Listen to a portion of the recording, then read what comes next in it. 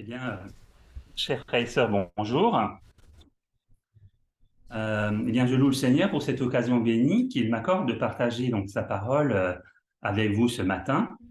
Et je vous remercie aussi de m'accorder votre attention alors que je vais développer donc ce sujet que le Seigneur m'a mis à cœur, qui est donc le sujet de l'ange de l'Éternel. Et donc ce verset, l'ange de l'Éternel campe autour de ceux qui le craignent et il les arrache au danger. Ce sera donc le verset phare de ce matin. Et il introduit bien notre sujet. Et dans l'histoire du peuple de Dieu au fil des siècles, nous verrons en fait comment l'ange de Dieu a toujours été présent, mais comment aussi il peut l'être dans notre vie personnelle. Donc, je me base en fait sur un petit article que j'avais écrit il y a une dizaine d'années dans l'Étoile du matin, que j'ai étoffé, que j'ai approfondi. Et donc, ça fait déjà, oui, le temps passe. Et donc, aujourd'hui, on est plus de 10 ans après et alors que l'hiver approche à grands pas, eh bien, que nous puissions garder Jésus dans notre cœur et mettre toute notre confiance en lui, qui est le soleil de justice. Alors, la première chose que nous allons examiner, donc à présent, c'est le mot ange. Tout simplement, on va regarder dans la Bible. Donc, sur la diapo 1, vous pourrez voir donc le mot hébreu pour ange dans l'Ancien Testament. Donc, je ne sais pas si vous avez... oui, voilà. Donc, c'est la diapo 1, merci. Donc, c'est le mot hébreu pour ange, c'est malak. Et ça veut dire simplement un envoyé, un messager, que ce soit de la part d'un particulier ou d'un roi. Donc, c'est tiré d'un lexique de l'Ancien Testament hébreu chaldéen. Donc, on a regardé un peu dans la version Louis II de l'Ancien Testament. On trouve le mot malak traduit par ange 100 fois. 76 fois, il est traduit messager et 12 fois envoyé. Donc, le dictionnaire des langues bibliques, avec domaine sémantique, nous dit que l'ange, malak, c'est un être surnaturel en tant qu'une classe de la création qui est le serviteur de Dieu, en particulier en informant ou en proclamant un message de Dieu. Sur la diapo 2, nous voyons le mot grec pour ange. Diapo 2, merci. Donc, c'est angelos. Angelos, ça signifie aussi messager. Un ange est celui qui apporte un message. C'est un messager, d'après le dictionnaire théologique du Nouveau Testament. Donc, dans la version Louis II, on trouve angelos traduit 168 fois par ange et 4 fois par messager, dans des textes tels que, par exemple, Matthieu 11, verset 10, car c'est lui dont il est écrit « Voici, j'envoie mon messager, donc angelos, devant ta face, pour préparer ton chemin devant toi. » Et dans 2 Corinthiens 12, verset 7, nous pouvons lire « Et pour que je ne sois pas enflé d'orgueil à cause de l'excellence de ses révélations, il m'a été mis une écharde dans la chair, un ange, angelos, de Satan pour me souffleter et m'empêcher de m'enorgueillir. » Donc, c'est un représentant, un messager, un envoyé. On a aussi dans Apocalypse 14, on trouve 3 anges qui délivrent des messages donc à l'échelle mondiale. Ces messages sont donnés par des messagers, mais ces anges ou messagers, ce ne sont pas des êtres surnaturels comme on le comprend généralement. Ils représentent tout simplement des êtres humains qui sont envoyés comme des messagers avec un message. Ils sont envoyés au monde. En particulier, le peuple adventiste qui a eu ces 3 messages à partager. Il existe aussi un groupe d'êtres qui possèdent une stature surnaturelle. Ce sont donc des anges par nature et par fonction. Parce que la fonction d'ange, bien sûr, c'est messager, mais là, ce sont des anges qui ont cette nature angélique d'ange. Les humains peuvent avoir la fonction d'ange, mais eux ne le sont pas par nature. Par exemple, dans Hébreux 3, verset 1, Jésus est appelé l'apôtre de Dieu. Et nous pensons donc effectivement qu'il remplit là, dans ce cas-là, la fonction d'apôtre, de celui qui est envoyé comme un apôtre, mais dans sa nature, il est le Fils unique, et unique engendré, nous le savons, de Dieu. Puisqu'il est aussi un messager de Dieu, il peut être considéré comme un ange par sa fonction. Cela ne le rabaisse pas au niveau des autres anges, qui le sont par leur nature. Donc, dans 2 Corinthiens 4, versets 5 et 6, nous pouvons trouver l'objectif principal du Christ dans l'incarnation. On va d'abord voir donc la diapo 3, la première partie.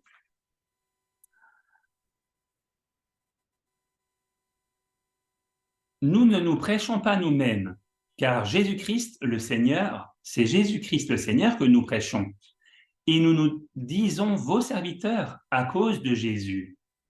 Car Dieu qui a dit « La lumière brillera du sein des ténèbres » a fait briller la lumière dans nos cœurs pour faire resplendir la connaissance de la gloire de Dieu sur la face de Christ. Donc Jésus est venu sur cette terre pour révéler la lumière de la connaissance de la gloire de Dieu. Il est venu pour être le reflet de sa personne, le reflet de sa gloire et l'empreinte de sa personne, de la personne du Père. Et dans Jean 1, verset 1, Jésus est appelé la parole de Dieu. Jésus apporte la parole de Dieu à l'humanité et nous montre le caractère de Dieu. Dans le 2e verset que nous avons sur la diapo, nous lisons Jésus qui dit « Je suis le chemin, la vérité et la vie. Nul ne vient au Père que par moi. Si vous me connaissiez, vous connaîtriez aussi mon Père. Et dès maintenant, vous le connaissez et vous l'avez vu. » Et Philippe lui dit « Seigneur, montre-nous le Père, et cela nous suffit. » Jésus lui dit « Il y a si longtemps que je suis avec vous, et tu ne m'as pas connu, Philippe. Celui qui m'a vu a vu le Père. Comment dis-tu, montre-nous le Père ?» Donc, en voyant Jésus-Christ, nous voyons Dieu. Depuis le début, Dieu notre Père a veillé sur son peuple, par l'intermédiaire de son Fils unique engendré, Jésus, qui est en fait l'ange le plus élevé du ciel, le seul à avoir été directement engendré de Dieu, son Père, et à avoir hérité de lui la nature divine, ainsi que son nom, le nom de Dieu, qui surpasse tous les noms. Voyons donc sur la diapo 4, le texte de Genèse 24, verset 7. C'est donc Dieu qui... donc c'est en rapport avec Abraham. Vous avez la diapo, je ne vois pas? Non? Alors, est-ce qu'on pourrait avoir la diapo? Je ne sais pas si je suis encore en ligne, je pense.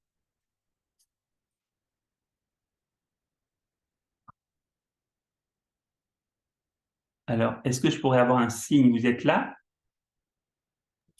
Oui, moi je t'entends. Oui, moi aussi, Alors, il y Marc, a je t'entends. Salim Et Mylène. et Mylène.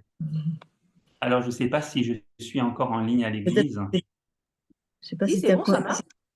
C'est bon? Oui, moi je t'entends Je bien. vois pas la diapo, il me faudrait la diapo 4, s'il vous plaît. Par contre, est-ce que l'église est encore connectée? Justement, je ne vois pas. Je vais regarder. Samuel est là. Il y a église 2. C'est quoi église 2? Église 2. C'est l'église en fait. L'église. Non, les deux sont connectés. Si, il y a Ouais. Samuel et puis église. Mais est-ce qu'ils nous entendent? On les Mais entend pas, avant, nous. j'avais la diapo à côté. Maintenant, j'ai plus les diapos. Alors, je ne sais pas si vous J'ai avez pas la diapo. l'impression. Je pense qu'il y a un souci. Parce que tout Parce à que l'heure, s'ils on nous avait pas entendent, de son. ouais. Mm, Et s'ils répondent pas, c'est qu'ils nous entendent pas. je pense, ouais. Ouais. Attendez, je vais regarder les messages. Qu'est-ce qu'il y a? Attendez, je vais appeler quelqu'un sur place. Je vais essayer d'appeler ma fille sur place. Plus Je vais rien. voir. Ah, Saloï m'a répondu. Elle dit qu'on nous entend. Qu'ils sont en train de se reconnecter en fait. Ah, c'est bon alors. Ah oui, ça y est, on voit la vidéo.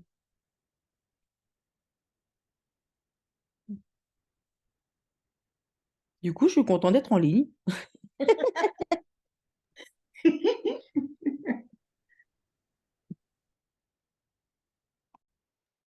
Marc, je crois qu'il a bugué, Marc. On voit plus.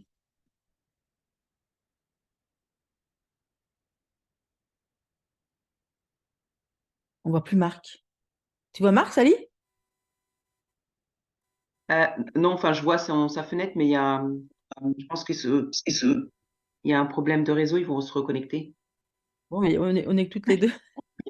Non, je suis là aussi, les filles, je vous entends là, Il y ricaner. a Là. Mylène, il y a Marianne. Vous allez bien? Bah oui, ça va. Ouais, ça Oui, va ça bien. va, Ouais. et vous? Bah oui, bien. très bien. Ça va bien. Bon, bah, on va attendre. Bah oui. Il entend, il dit, bon, bah, on va arrêter de parler.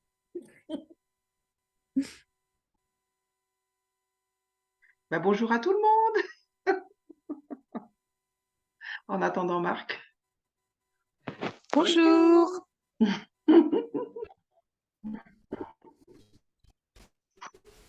Salut Sally, comment tu vas? Bien dormi? Très, très bien.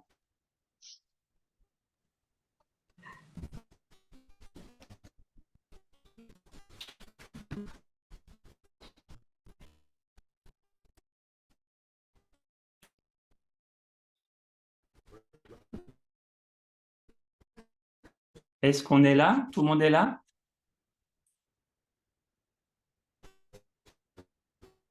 On On t'entend, te Marc. voit et on t'entend. On t'entend, Marc? Et vous m'entendez? Par contre, j'ai pas de retour de l'église. Ils entendent, ils nous ont dit qu'ils entendent. Vous entendez? Ok, Ouais, alors est-ce que je pourrais avoir la diapo 4, s'il vous plaît? elle est affichée. Parce qu'avant, je la voyais, là, je vois plus rien, en fait. Donc, bon. Donc, Ah, c'est ah bah affiché, vous c'est l'avez? fini, c'est plus affiché là. Ah ben là, c'est l'église Aïe, qui aïe, s'est aïe. déconnectée du coup. Oh là là, ce On a un matin, c'est merveilleux. Ouais, on a. Sinon, je vais vous voilà, je vais vous la présenter et puis on y va, hein. Ouais, là, l'église s'est déconnectée, je vois. Donc je pense que ils vont se reconnecter. Parce que moi, en fait, il m'avait tout coupé, il n'y avait plus rien, j'ai dû me reconnecter. Oh, Ah, voilà, ça Sandrine, oh y là est. là, dans les bras des anges, avec Émilie. Ouais. Truc, Ah, ça y est, il y a l'église. c'est Florian qui a mis hier la réunion de hier. Ah oui, Ouais, je vois. Émilie qui est là, mais on la voit pas. Attends. Alors, je vois qu'il y Bonjour. a l'église, donc c'est bon, voilà. C'est reparti. C'est reparti. Donc, diapo 4.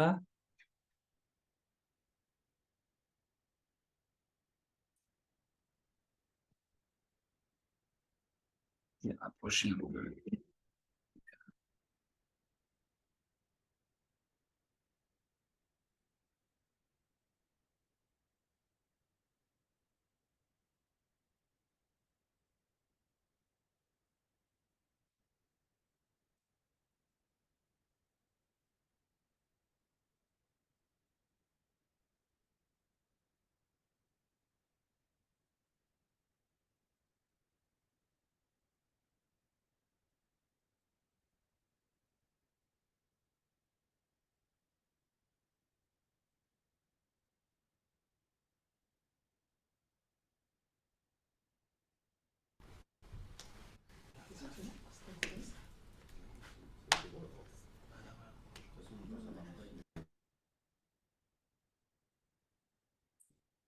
Ah,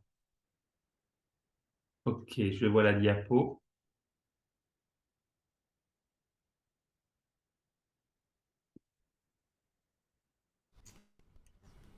On t'entend, Marc, hein, tu peux y aller.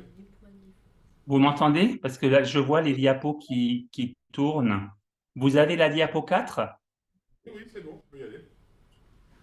Ah oui, alors parce que moi, ok, ça n'arrête pas de bouger. Ok, bon, bah, c'est pas grave, je vais me mettre autrement. Ok. Parce que moi, je sais pas, je dois voir ton écran. Là, je sais pas, quelqu'un est sur l'écran. Ok, je vais essayer de me concentrer. Donc, diapo 4, ça y est.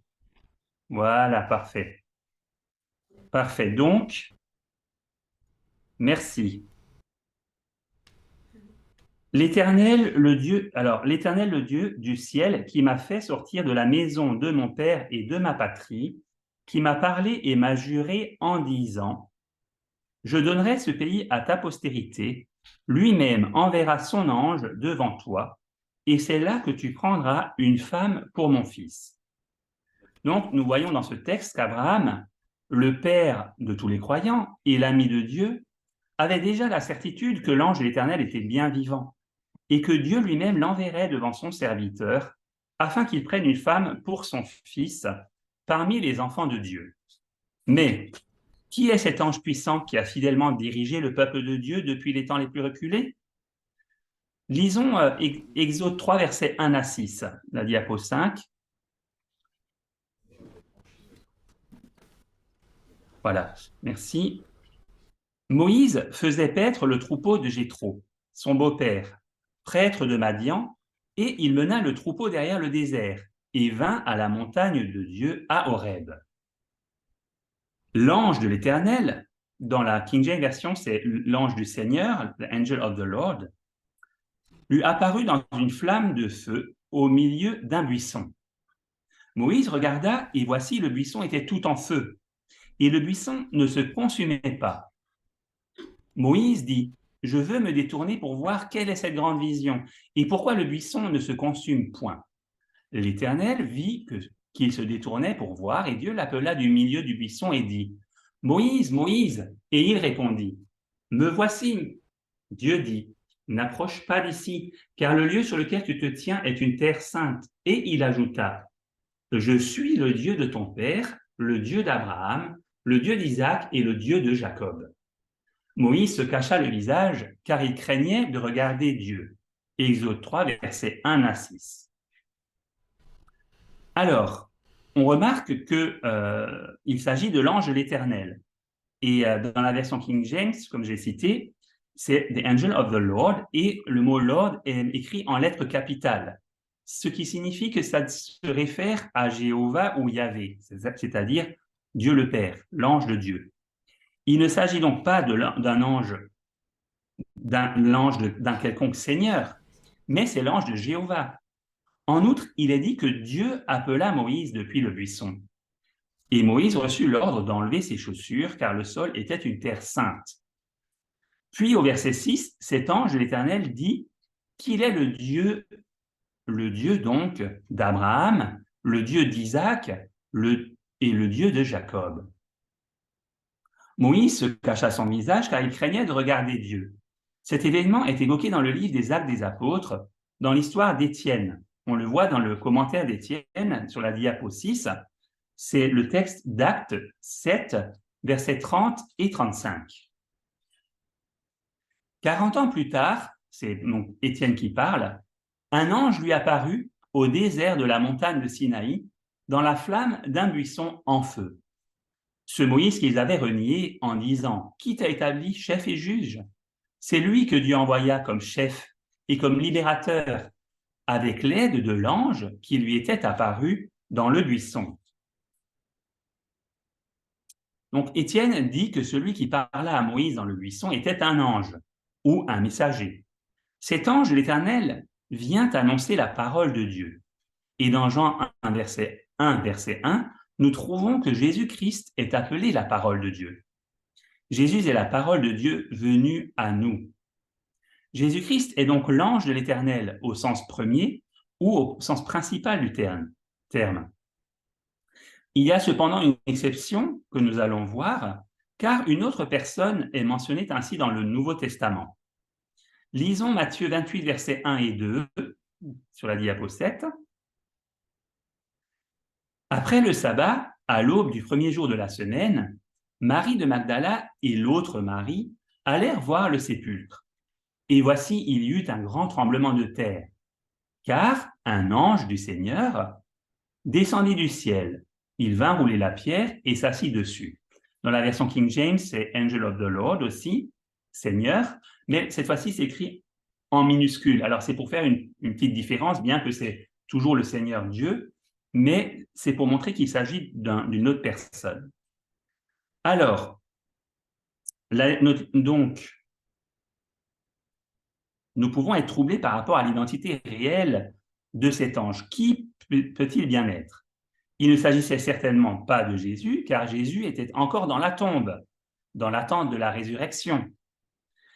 Voici donc quelqu'un appelé l'ange du Seigneur, non pas Jéhovah, mais l'ange du Seigneur. Ici, la version King James, donc écrit Lord en minuscule, il fait une différence. Jésus a-t-il donc un ange spécial, un être angélique par nature, qui lui sert aussi de messager spécial de l'Alliance? La réponse, c'est oui. Et nous pouvons également connaître son nom. Et nous pouvons le voir dans Luc 1, versets 18 et 19, diapo 8. Zacharie dit à l'ange, « À quoi reconnaîtrai-je cela?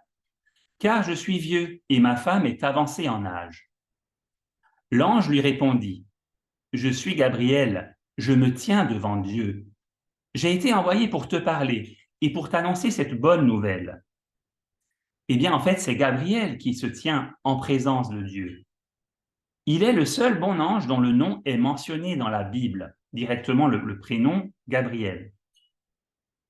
Il est également mentionné dans Daniel 8, verset 16, où il reçoit l'ordre de Jésus-Christ, où c'est marqué « Et j'entendis la voix d'un homme au milieu de l'Ulaï, il cria et dit, « Gabriel, explique-lui la vision. » Et Apocalypse 1, verset 1 nous dit que Jésus a un ange par lequel l'Apocalypse est donné. Le livre de l'Apocalypse ne mentionne pas qui est cet ange, mais Ellen White nous le dit, donc l'esprit de prophétie nous le dit, à la diapo 9. On le trouve dans Jésus-Christ, page 79, ou en anglais, page 99. C'est à Gabriel que faisait allusion le Sauveur quand il disait dans Apocalypse qu'il a fait connaître sa révélation par l'envoi de son ange à son serviteur Jean. Et cet ange déclara à Jean, « Je suis ton compagnon de service et celui de tes frères les prophètes. » Magnifique pensée, c'est l'ange qui suit immédiatement le Fils de Dieu, quant au rang, qui a été choisi pour découvrir aux hommes pécheurs les desseins de Dieu. Donc Gabriel, qui a pris la place de Lucifer, se tient en présence de Dieu. Il se présente parfois comme l'ange du Seigneur, non pas parce qu'il est un autre fils engendré, mais parce qu'il remplit la fonction de l'ange du Seigneur. Alors, revenons à Moïse et au buisson ardent, dont on a parlé dans Exode 3, 1 à 6. À ce stade, nous voyons l'ange de l'Éternel qui est chargé d'instruire Moïse sur la manière de délivrer Israël de l'esclavage. Mais alors que les premiers versets nous disent que c'est l'ange de l'Éternel qui se trouve dans la flamme, les versets suivants nous parlent directement de Dieu. Cela voudrait-il dire que l'ange de l'Éternel et l'Éternel Dieu sont une seule et même personne, comme les défenseurs du dogme trinitaire voudraient nous le faire croire? En tant qu'adventistes, nous avons un principe très important. La Bible s'explique elle-même. Et s'il y a des passages difficiles à comprendre, il nous faut chercher d'autres passages dans la Bible à même de les éclairer. Alors lisons à présent Exode 23, versets 20 à 23, sur la diapo 10. « Voici, j'envoie un ange devant toi pour te protéger en chemin et pour te faire arriver au lieu que j'ai préparé. Tiens-toi sur tes gardes en sa présence et écoute sa voix. Ne lui résiste point, parce qu'il ne pardonnera pas vos péchés, car mon nom est en lui. Mais si tu écoutes sa voix, et si tu fais tout ce que je te dirai, je serai l'ennemi de tes ennemis et l'adversaire de tes adversaires. Mon ange marchera devant toi et te conduira chez les Amoréens, les Hétiens, les Phérésiens, les Cananéens, les Héviens et les Jébusiens, et je les exterminerai. » Lorsque nous lisons ou entendons cela, c'est comme si nous entendions les paroles de Dieu lui-même. Il nous dit, par l'intermédiaire du prophète Moïse, qu'il a un ange et qu'il faut obéir à cet ange et ne pas le provoquer parce que l'ange a le pouvoir de pardonner les péchés. Les êtres qui sont des anges par nature, peuvent-ils pardonner les transgressions ou les péchés? C'est que c'est seul Dieu.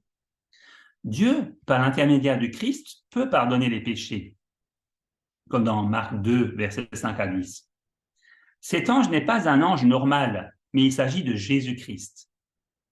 Alors, on va faire une petite allégorie pour mieux comprendre. Lorsqu'un président prend un avion, quel qu'il soit, il le fait donc à bord de l'avion présidentiel. En fait, tout avion à bord duquel se trouve le président, quelle que soit sa taille ou le type de l'avion, devient immédiatement l'avion présidentiel. Donc en Amérique, on l'appelle l'Air Force One. En France, ce n'est pas aussi clair, ce n'est pas l'Air Force numéro 1, mais il a un indicatif, c'est COTAM 001. C'est le code de l'avion. Et quel que soit l'avion, eh bien en fait, si le président est dedans, eh bien c'est l'avion présidentiel. Ainsi, l'ange qui remplit la fonction de l'ange du Seigneur devient à ce moment-là l'ange du Seigneur. Dans l'Ancien Testament, il s'agissait généralement de Jésus-Christ, et dans le Nouveau Testament, il semble que ce soit principalement Gabriel lorsqu'on parle de l'ange du Seigneur. Dieu est en contact avec l'homme par l'intermédiaire du Christ et des anges. Remarquons d'abord ce passage dans la Bible. Le diapo 11. Alors, on va lire 1 Corinthiens 8, verset 6. « Pour nous, il n'y a qu'un seul Dieu, le Père, de qui viennent toutes choses et pour qui nous sommes, et un seul Seigneur, Jésus-Christ, par qui sont toutes choses et par qui nous sommes. » Alors, remarquez attentivement les prépositions dans le verset. Toutes choses viennent du Père, mais elles viennent par le Christ. Jésus est l'ange qui porte la parole du Père. Sur le mont Sinaï, Jésus a énoncé la loi de Dieu, mais il a dit, comme dans Exode 20, verset 2, « Je suis l'Éternel, ton Dieu, qui t'ai fait sortir du pays d'Égypte, de la maison de servitude. » Alors on peut se demander pourquoi Jésus n'a-t-il pas dit « Mon Père est l'Éternel, ton Dieu » ? Pourquoi n'a-t-il pas dit « Il est l'Éternel, ton Dieu » ? On dirait que Jésus est l'Éternel Dieu et non le Père. Comment est-ce possible ? La réponse est simple.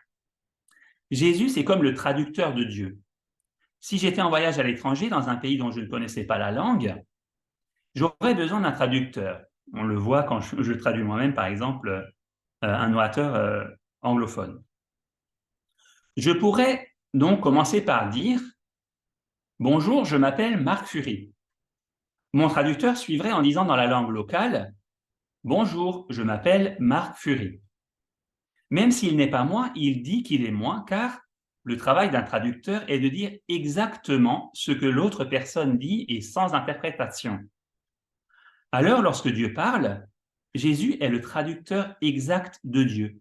Il vient nous apporter la parole même de Dieu. Il est l'ange mentionné par Étienne dans Actes 7, verset 38, c'est-à-dire l'ange donc de Ésaïe 63, verset 9, qu'Ésaïe appelle l'ange de sa présence, the angel of his presence, dans la King James. Dans la Louis II, il est marqué l'ange qui se tient, qui est devant sa face, c'est-à-dire l'ange de la présence du Père. Cet ange portait en lui le nom de Jéhovah, d'après le verset d'Exode 23, verset 21, où il est dit « Mon nom est en lui ». Vous vous souvenez quand il dit « Faites ce qu'il vous dit, car il a le pouvoir de pardonner les péchés, mon nom est en lui ». L'esprit de prophétie enseigne également cette vérité. On le voit dans la diapo 12. Donc c'est dans Patriarche et Prophète, page 342 et 343. Depuis le péché de nos premiers parents, il n'y a plus eu de communication directe entre Dieu et l'homme. C'est entre les mains de son Fils que le Père a remis le monde pour le racheter par son œuvre médiatrice, tout en revendiquant la sainteté et l'autorité de sa loi. Toutes les relations qui ont été établies entre le ciel et notre humanité déchue ont eu le Fils de Dieu pour intermédiaire. C'est le Fils de Dieu qui fit la promesse de la rédemption à nos premiers parents, et c'est lui qui se révéla aux patriarches. Adam, Noé, Abraham, Isaac, Jacob et Moïse connaissaient l'Évangile. Ils attendaient leur salut d'un substitut qui se porterait garant de l'humanité. Ils s'entretenaient avec lui, avec celui qui devait s'incarner ici-bas. Et quelques-uns d'entre eux ont même parlé face à face avec lui et avec ses anges. Non seulement Jésus-Christ a été le conducteur des Hébreux à travers le désert, l'ange en qui était le nom de Jéhovah et qui, voilé par la colonne de nuit, marchait au désert devant les caravanes d'Israël, mais c'est lui qui donna la loi à ce peuple. C'est Jésus-Christ qui, du Sinaï enflammé, prononça les 10 préceptes de la loi de son Père. Et c'est lui encore qui remit à Moïse cette loi gravée sur les tables de pierre. Donc, dans ce passage, nous avons l'Éternel lui-même qui parle au sujet de son ange et qui informe Moïse quant à l'attitude qu'il convient d'observer vis-à-vis de lui. Il exhorte le peuple d'Israël à se tenir sur ses gardes en sa présence, car son nom est en lui. Bien sûr, tout lecteur candide et désireux de se laisser enseigner par la parole de Dieu comprendra bien que celui qui envoie et celui qui est envoyé ne sont pas la même personne. Dieu et l'ange de Dieu sont deux êtres distincts, ayant une personnalité propre. Si l'ange de Dieu a été appelé Dieu dans Exode 3, verset 2, c'est parce que le nom de Dieu est en lui. Mais qui est cet ange de l'Éternel? A-t-on des sources sûres qui nous permettent de l'identifier? Nous allons encore lire la citation de Histoire de la rédemption à la page 142. Ellen White nous dit « Le Seigneur dit à Moïse, « Je vais envoyer un ange qui vous précédera et vous protégera le long du chemin. Il vous conduira dans le chemin que je vous ai préparé. Prenez soin de lui obéir, de ne pas vous montrer insoumis, et il ne supporterait pas votre révolte, car il agit en mon nom. » Et elle dit, l'ange qui précédait Israël était le Seigneur Jésus-Christ. Ainsi, donc, nous voyons que cet ange que l'Éternel Dieu a promis d'envoyer devant Abraham, devant Moïse et devant le peuple d'Israël, n'est autre que Jésus-Christ, le Fils unique, le seul engendré de Dieu le Père. Lisons la diapo 14. C'est aussi dans Patriarches et Prophètes, page 228.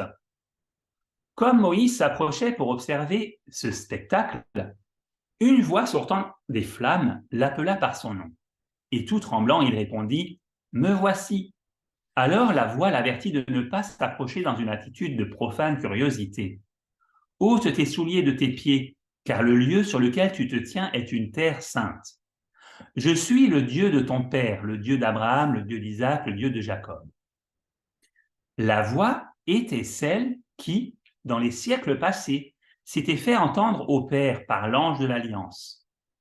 Alors Moïse cacha son visage, car il craignait de fixer ses regards sur Dieu. Donc, s'il est vrai que dès l'Ancien Testament, le nom de Dieu est en Jésus, la Bible nous enseigne que Dieu et son Fils sont deux. Nous verrons dans Proverbes 30, verset 4, diapo 15, « Qui est monté aux cieux et qui en est descendu? Qui a recueilli le vent dans ses mains? Qui a serré les eaux dans son vêtement? Qui a fait paraître les extrémités de la terre? Quel est son nom? Et quel est le nom de son fils? Le sais-tu? » Et dans Zacharie 6, verset 12, « Ainsi parle l'Éternel des armées, voici un homme dont le nom est Germe, germera dans son lieu. Il bâtira le temple de l'Éternel. Il bâtira donc le temple de l'Éternel. Il portera les insignes de la majesté. Il s'assiera et dominera sur son trône. Et une parfaite union régnera entre l'un et l'autre. » Et la version King James dit « between both », c'est-à-dire entre les deux.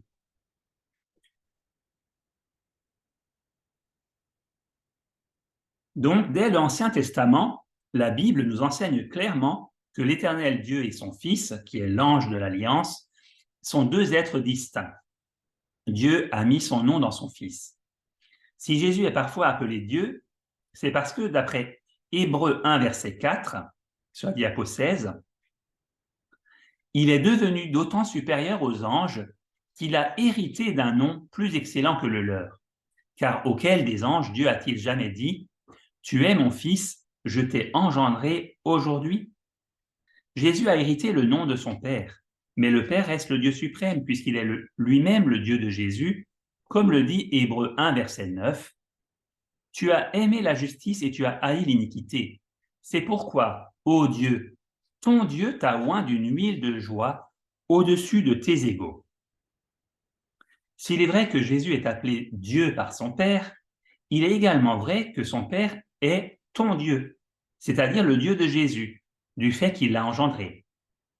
Poursuivons à présent notre voyage aux côtés du peuple d'Israël et de l'ange puissant qui a été chargé de le conduire. Mais avant cela, lisons Exode 7, versets 1 et 2. L'Éternel dit à Moïse, « Vois, je te fais Dieu pour Pharaon, et Aaron, ton frère, sera ton prophète. Toi, tu diras tout ce que je t'ordonnerai, et Aaron, ton frère, parlera à Pharaon pour qu'il laisse aller les enfants d'Israël hors de son pays. » Je pense donc qu'il est clair pour tout le monde ici, bien sûr, que Moïse est un être distinct de Dieu. Non seulement il est distinct de Dieu, mais il n'a pas la nature divine comme Jésus.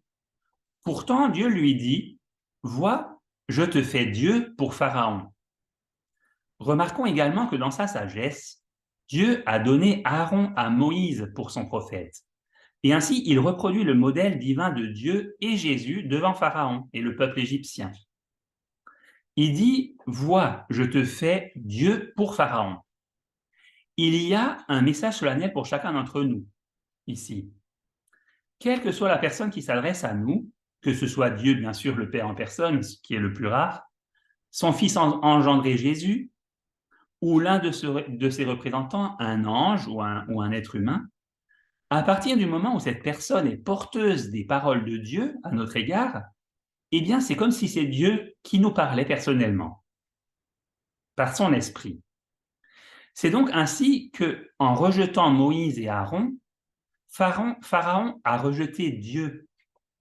Veillons donc à ne pas nous détourner des messagers que Dieu nous envoie, car s'il est vrai que les messagers sont souvent des simples humains comme Moïse, ils peuvent être porteurs d'un message salutaire pour notre âme. Lisons à présent la réponse que Jésus donna à ses détracteurs lorsqu'ils lui disent, dans Jean 10, verset 33, « Ce n'est point pour une bonne œuvre que nous te lapidons, mais pour un blasphème, parce que toi qui es un homme, tu te fais Dieu. » Voyons la réponse de Jésus. Jésus leur répondit, « N'est-il pas écrit dans votre loi, j'ai dit, vous êtes des dieux ? Si elle a appelé Dieu ceux à qui la parole de Dieu a été adressée, et si l'écriture ne peut être anéantie, celui que le Père a sanctifié et envoyé dans le monde, vous lui dites, tu blasphèmes. Et cela parce que j'ai dit, je suis le Fils de Dieu. » Eh bien, en d'autres termes, Jésus répond clairement à ses accusateurs qui n'a jamais prétendu être Dieu le Père en personne, et qu'après tout, le nom de Dieu a parfois été donné à des hommes, comme dans l'exemple de Moïse devant Pharaon, dans Exode 7, verset 1. Donc, Jésus rectifie ses détracteurs et il leur dit, « J'ai dit, je suis le Fils de Dieu. » Mais les Juifs comprenaient bien qu'en prétendant être le Fils de Dieu, au sujet duquel ils avaient lu dans l'Ancien Testament, Jésus prétendait à la divinité, car un être hérite naturellement la nature de l'être qui lui donne la vie. Et malheureusement, l'ennemi a trompé un grand nombre d'adventistes du 7e jour en leur enseignant la foi en fait finalement que partagent aussi les musulmans, selon laquelle Dieu ne peut pas véritablement avoir un fils, car cela aurait été dégradant pour lui. Voyons ce que dit Ahmed Deedat dans le Coran en fait, c'est un livre sacré juif, musulman, pardon. Et donc, le gras est déjà dans l'original. Il est dit, dans la théologie chrétienne, ce mot simple et innocent, Père, a acquis un sens nouveau, et il est, d'après le christianisme, celui qui engendra le Fils Jésus. Ils disent dans leur catéchisme, Jésus est vrai Dieu de vrai Dieu, engendré du Père, engendré non pas créé. Si les mots ont un sens, Que signifie cela? Bien sûr, cela signifie ce que ça dit. Dieu a de nombreux fils d'après la Sainte Bible. Adam, Israël, Éphraïm, David, Salomon, etc. Mais tous ces fils le sont métaphoriquement. Le Dieu Tout-Puissant, comme Créateur et Seigneur, est métaphoriquement le Père de toutes ces créatures, tout être animal ou humain. Mais Jésus, nous disent les chrétiens, n'est pas comme l'un d'eux.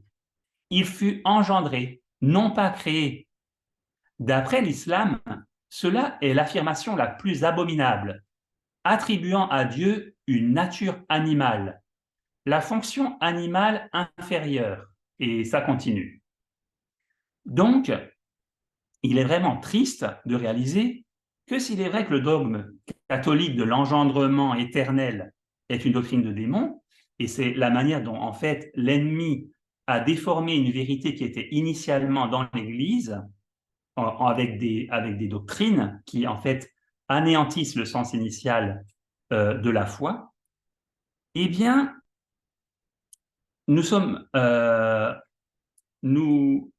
ces doctrines nous obligent à spiritualiser les Écritures au sujet de ces enseignements les plus fondamentaux, à savoir que Dieu avait bien un Fils à donner en rançon pour l'humanité.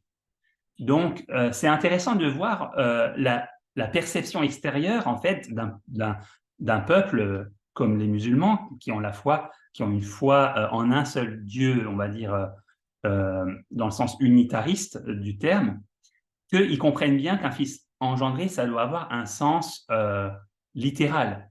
Et après, on peut mettre des doctrines pour essayer de détruire cela, mais la Bible est claire. Alors, sur la diapo 20, nous pouvons lire Proverbe 8, versets 22 à 25. « L'Éternel m'a possédé dès le commencement de ses voies, avant ses œuvres les plus anciennes. J'ai été établi depuis l'éternité, dès le commencement, avant l'origine de la terre. Je fus enfanté quand il n'y avait point d'abîme, point de source chargée d'eau. Avant que les montagnes fussent affermies, avant que les collines n'existassent, je fus enfanté. » Ou, selon les versions, engendré.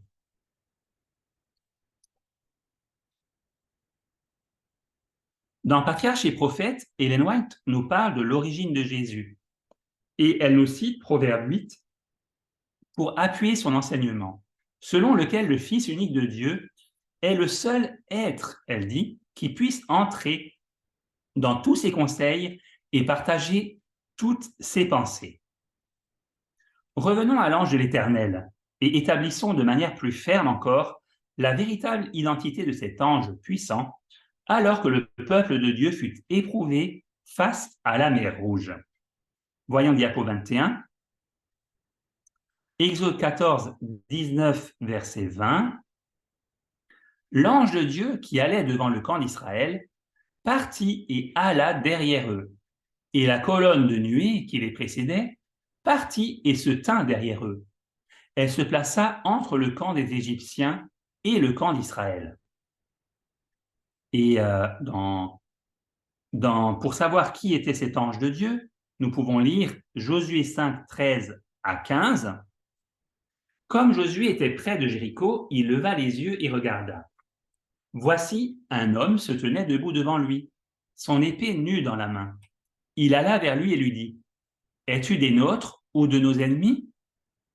Il répondit, « Non, mais je suis le chef de l'armée de l'Éternel.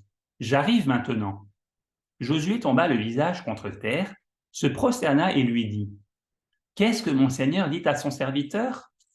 Et le chef de l'armée de l'Éternel dit à Josué, « Ôte tes souliers de tes pieds, car le lieu sur lequel tu te tiens est saint. » Et Josué fit ainsi. Alors, c'est intéressant de relever une analogie entre l'expérience de Moïse au buisson ardent et celle de Josué devant le chef de l'armée de l'Éternel, du fait qu'on voit qu'ils ont tous les deux dû ôter les souliers de leurs pieds. Ça signifie qu'ils étaient sur une terre sainte.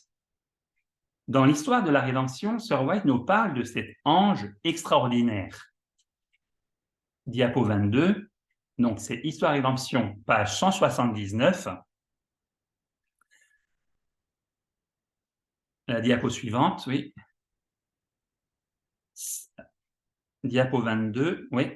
S'étant éloigné des armées d'Israël pour méditer et demander au Seigneur de l'assister tout spécialement de sa présence, Josué vit devant lui un homme de haute stature, portant des vêtements de guerrier et une épée nue dans sa main. Ce personnage n'était pas un ange ordinaire. Il s'agissait du Seigneur Jésus-Christ, qui avait conduit les Hébreux à travers le désert et enveloppé de la colonne de feu pendant la nuit et d'une colonne de fumée pendant le jour. L'endroit était saint à cause de sa présence. C'est pourquoi Josué reçut l'ordre d'ôter ses sandales. Pour tous les adventistes qui ont eu le privilège d'avoir une foi solide dans l'esprit de prophétie et dans Ellen White comme la messagère de Dieu, l'identité de cet ange est clairement établie.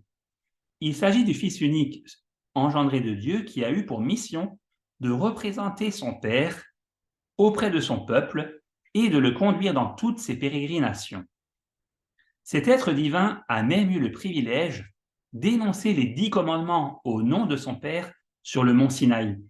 Voyons sur la diapo 23 ce que dit Ellen White dans Patriarches et Prophètes, page 277. Ce n'est pas uniquement sous l'auguste majesté du juge et du législateur que Jéhovah se révéla, mais aussi sous la figure du compatissant gardien de son peuple. Ainsi que le démontre le préambule de la loi, « Je suis l'Éternel, ton Dieu, qui t'ai fait sortir du pays d'Égypte », celui qui articulait maintenant cette loi aux oreilles de son peuple était celui qu'Israël connaissait déjà comme guide et libérateur, celui qui l'avait fait sortir d'Égypte en lui frayant une voie à travers la mer, qui avait englouti le Pharaon et ses armées et qui s'était montré supérieur à tous les dieux de l'Égypte. On peut lire aussi la diapo suivante. Oui. La majesté du ciel se dresse, tel le juge au dernier jour. Une lumière divine éclaire son visage. Il parle, et sa voix puissante, la même voix qui proclama au Sinaï la loi que les prêtres et les anciens transgressent maintenant, retentit sous les portiques. Et c'est Jésus qui parle. « Ôtez cela d'ici, ne faites pas de la maison de mon Père une maison de trafic. » La foule, sentant passer sur elle l'ombre de sa divinité, est prise de panique. La présence du Seigneur qui, autrefois, a sanctifié la montagne, a maintenant rendu sacré le temple élevé en son honneur. Ainsi, même s'il est vrai que le nom de Dieu est en Jésus, Dieu et Jésus sont bien 2 êtres distincts. L'ange de l'Éternel est plus élevé que tous les anges du ciel. Il a l'insigne honneur d'être le seul, donc le Fils unique engendré du Père. Et même si Satan veut nous faire croire qu'il est dégradant pour Dieu d'avoir un fils, la Bible nous a clairement enseigné que, Jean 17, verset 3, la vie éternelle, c'est qu'ils te connaissent, toi, le seul vrai Dieu, et celui que tu as envoyé, Jésus-Christ. Un passage très touchant concernant l'ange de l'Éternel se trouve dans 1 Roi, chapitre 19. Nous y trouvons le prophète Élie qui, après avoir remporté une formidable victoire sur le mont Carmel, court pour sauver sa vie et fuit les menaces de Jézabel, une femme moralement corrompue, inique, immonde et dépravée. Une fois son énergie épuisée, le texte dit qu'il s'est couché pour dormir. Alors, dans diapo 25, nous lisons 1 Roi 19, versets 5 à 7. Il se coucha et s'endormit sous un genêt. Et voici, un ange le toucha et lui dit « Lève-toi, mange !» Il regarda et il y avait à son chevet un gâteau cuit sur des pierres chauffées et une cruche d'eau. Il mangea et but, puis se recoucha. L'ange de l'Éternel vint une seconde fois, le toucha et dit « Lève-toi, mange, car le chemin est trop long pour toi. » Le texte commence par dire qu'un ange a touché Élie et lui a fourni de la nourriture. Mais plus loin, le texte appelle cet ange l'ange de l'Éternel. L'ange de l'Éternel touche l'humanité dans son besoin. L'ange aurait pu dire à haute voix « Réveille-toi, lève-toi et mange ». Mais non, il touche doucement le serviteur de Dieu. Cela s'est produit à 2 reprises. Dans nos besoins, qu'ils soient mentaux, physiques, émotionnels ou spirituels, l'ange de l'Éternel vient à nous. Il nous touche, il nous réconforte. Plusieurs fois, l'ange de l'Éternel se présente sous une apparence humaine pour répondre aux besoins de l'humanité. Alors, il y a plusieurs textes que je ne vais pas lire, mais il y a Genèse 16, 7 à 11, Nombre 22, 22 à 35, Juge 6, 11 à 22. Jésus est l'image expresse de la personne du Père, de son caractère, et parce qu'il est le Fils unique de Dieu, il peut prendre l'humanité sur lui et mourir pour les péchés de l'humanité. Dieu le Père ne pouvait pas faire cela, car lui seul possède une immortalité absolue. C'est ce que nous enseigne Paul dans 1 Timothée 6, 14 à 16. Diapo 26. Donc, de garder le commandement et de vivre sans tâche, sans reproche, jusqu'à l'apparition de notre Seigneur Jésus-Christ, qui manifestera en son temps le bienheureux et seul souverain, le roi des rois et le Seigneur des seigneurs, qui seul possède l'immortalité, qui habite une lumière inaccessible, que nul homme n'a vu ni ne peut voir, à qui appartiennent l'honneur et la puissance éternelle. Amen. Donc, dans le contexte, il est question d'une démonstration que Jésus-Christ fera, montrant que le Père est le bienheureux et l'unique potentat.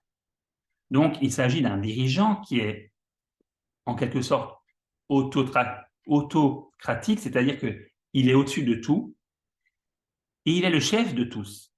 Ce potentat seul possède l'immortalité absolue, car un jour, l'humanité sauvée aussi sera revêtue d'immortalité, d'après 1 Corinthiens 15, verset 54. Dieu dit que nul ne peut voir sa face et vivre, dans Exode 33, 20. Notre Dieu est un feu dévorant pour le péché, d'après Hébreux 12, 29. Sa sainteté est un feu pour le péché et nous ne pouvons pas nous approcher de sa face et vivre. Nous devons nous voiler le visage, mais le Fils pouvait venir sur cette terre et accepter l'humanité. Non seulement il pouvait descendre pour servir comme un ange, mais Jésus pouvait être aussi l'apôtre de Dieu, l'envoyé qui pouvait prendre notre propre nature de péché sur sa nature sans péché, comme le dit Ellen White dans Medical Ministry, page 181.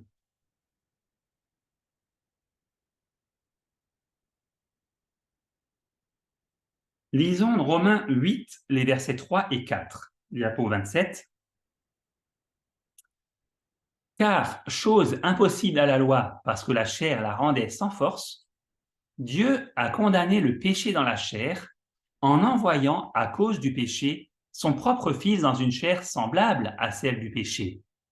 Et cela afin que la justice de la loi fût accomplie en nous, qui marchons non selon la chair, mais selon l'esprit. Bien que le peuple de Dieu ait une chair, et même une chair pécheresse, il peut vivre tout comme Jésus selon l'esprit.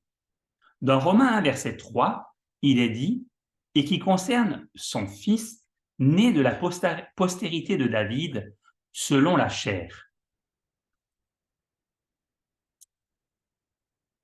Dans Hébreux 2, 16 à 18, nous lisons, diapo 28, « Car, assurément, ce n'est pas à des anges qu'il vient en aide, mais c'est à la postérité d'Abraham. En conséquence, il a dû être rendu semblable en toutes choses à ses frères, afin qu'il fût un souverain sacrificateur miséricordieux et fidèle dans le service de Dieu pour faire l'expiation des péchés du peuple. Car, ayant été tenté lui-même dans ce qu'il a souffert, il peut secourir ceux qui sont tentés. Étant donné qu'il a pris sur lui notre chair de pécheur et qu'il a été victorieux, nous pouvons l'être aussi. Le texte de l'Épître aux Hébreux dit qu'il a été rendu en toutes choses semblable à ses frères. L'esprit de Jésus était toujours pur et saint, et nous pouvons avoir cet esprit. Le secret de la réussite dans la vie chrétienne, c'est d'avoir cette divinité mêlée à l'humanité. Il nous a dit dans The Youth Instructor du 30 juin 1895, « En Christ, la divinité et l'humanité ont été unies, et la seule façon pour l'homme de vaincre est de participer à la nature divine, en échappant à la corruption qui règne dans le monde par la convoitise. La divinité et l'humanité sont mêlées en celui qui a l'esprit du Christ. » C'est ici la clé de la victoire sur le péché, mais nous devons permettre à Jésus d'entrer. Nous devons choisir d'être sauvés, de marcher à son ombre et d'être soutenus par ses bras puissants. Il nous faut demeurer en lui jour après jour, en mourant à nous-mêmes, comme c'est dit dans 1 Corinthiens 15, 31. Permettrez-vous à l'ange de l'Éternel de vous toucher aujourd'hui? Ma prière est que, tout comme le centenier au pied de la croix, nous puissions tous dire « Assurément, cet homme était le Fils de Dieu » Matthieu 27, verset 54. Et que nous n'oublions jamais que l'ange de l'Éternel campe autour de ceux qui le craignent et il les arrache au danger. Psaume 34, verset 8. Que Dieu vous bénisse tous et que l'ange de l'Éternel se tienne chaque jour à vos côtés. Amen. Amen.